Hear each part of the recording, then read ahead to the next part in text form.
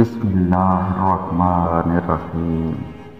شروع کرتا ہوں اللہ کے نام سے جو بڑا مہربان نہایت رحم والا ہے۔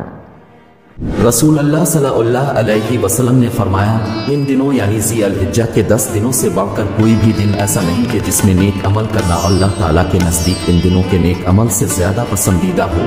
لوگوں نے پوچھا، اللہ کے رسول، اللہ کے راستے میں جہاد کرنا بھی نہیں؟ اب صلی اللہ علیہ وسلم نے فرمایا، اللہ کے راستے میں جہاد کرنا بھی اتنا پسند نہیں مگر جو شخص اپنی جان اور مال لے کر نکلے اور پھر لوٹ کر نہ آئے۔ سنن IBN 1727۔